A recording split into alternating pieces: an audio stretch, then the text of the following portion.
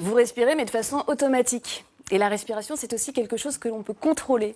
Et quand on se met à contrôler sa respiration, eh bien, on change complètement son rapport au monde, parce que c'est une télécommande vers le cerveau et le système nerveux. Par exemple, si je vous dis « ralentissez les battements de votre cœur », là, vous faites comment? Si je vous montre une technique de respiration, je veux bien. Pour le faire, eh bien, vous allez réussir à les ralentir. Donc imaginez le spectre soudainement très très large quand on comprend comment faire fonctionner sa respiration.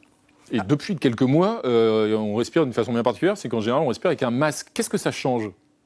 Alors, ça change une chose assez essentielle, c'est que bien souvent, beaucoup de personnes disent « je n'arrive plus à respirer par le nez ». Et la respiration nasale, elle est clé pour notre santé mentale et physique. Pourquoi? Parce qu'on crée un gaz qui s'appelle l'oxyde nitrique. Et ce gaz est non seulement un antiviral naturel, donc en ce moment, on en a clairement besoin. En plus, c'est un anti-inflammatoire. Et l'inflammation, on sait que c'est en somme le terrain propice à toutes les maladies contemporaines et également à des problèmes de santé mentale. On est plus sujet au stress, à la dépression, à l'angoisse, quand notre corps a de l'inflammation. Mais comment on respire bien avec un masque alors? Est-ce qu'il faut changer sa manière de respirer? Pensez à respirer par le nez, vraiment, véritablement. Parce que respirer par la bouche, on dit que respirer par le nez, c'est manger bio, et respirer par la bouche, c'est comme manger fast-food toute la semaine. Voilà. Et puis, ralentir le rythme respiratoire. Parce que quand on respire dans un masque, souvent, on se sent oppressé, et c'est bien normal. Donc, on respire davantage. Et plus on respire, plus on envoie justement un message à notre système nerveux que nous sommes en mode tension.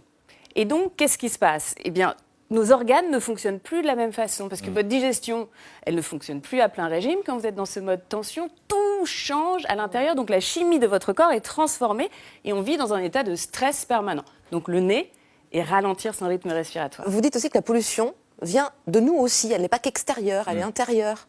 Je dis qu'on s'occupe de l'écologie, de notre planète, tout ça c'est très bien, mais pour moi tout commence par l'écologie intérieure. Si vous n'êtes pas un être en paix, comment est-ce que vous voulez avoir un impact positif sur le monde? Donc quand vous prenez le contrôle de votre souffle, que se passe-t-il? Eh bien, vous faites le ménage à l'intérieur. Vous gérez mieux vos émotions. Quand vos émotions, elles sont apaisées, vous n'allez pas renvoyer à autrui la faute pour ce qui vous arrive dans votre vie. Quand vous vous dites, je peux contrôler ma façon de réagir au monde, mais tout se transforme. Et je pense que quand on est apaisé, on peut avoir un impact positif. En fait. Le fait de contrôler sa respiration, c'est atteindre une forme de paix, de sérénité, j'allais dire. Exactement, mais aussi, ce qu'il faut saisir, c'est que ça passe par le corps. C'est-à-dire que c'est pas de la méditation au sens, vous allez trouver la paix parce que vous allez devenir spirituellement plus élevé. C'est que il se passe quelque chose dans la chimie de votre corps qui vous amène davantage de paix, qui vous donne plus de santé, qui vous donne plus de focus, qui vous aide à dormir. Et quand vous dormez mieux, par exemple, évidemment, ça a un impact sur votre vie quotidienne. Et vous dites qu'en apprenant à bien respirer, on peut lutter contre des troubles de l'humeur. Je pense que ça peut servir à un certain nombre d'entre nous. Pourquoi vous dites ça, Sonia? Une idée comme ça, des petits mots du quotidien. Vous avez des exemples à nous donner? Des petits mots du quotidien, des grands mots du quotidien. La dépression, on a vu qu'avec des rythmes respiratoires, des régimes de 6 semaines, on arrivait à ce que des dépressifs chroniques se passent de leurs antidépresseurs. Les dents non alignées, par exemple, c'est un problème respiratoire.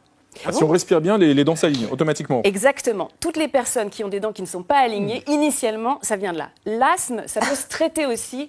Oui, je sais, ça paraît voir vos dents. Mais c'est ça, la respiration, elle est au cœur de tout. Quand j'ai commencé à creuser le sujet et que je me suis aperçue de toutes les études scientifiques qui existaient, de tous les tests médicaux qui avaient été faits, je me suis dit, mais c'est dingue. Et la mémoire aussi, non? C'est ça, ça guérit les trous de mémoire, de bien respirer. Même Alzheimer, il y a des tests qui ont été faits, qui ont montré qu'on récupérait de la mémoire, parce que vous activez des parties du cerveau avec ces techniques respiratoires. Donc, c'est un antidote à beaucoup de maux, et surtout, on a tout ça, et c'est gratuit. Eh ben merci Stéphanie Briand. Il faut donc lire L'incroyable.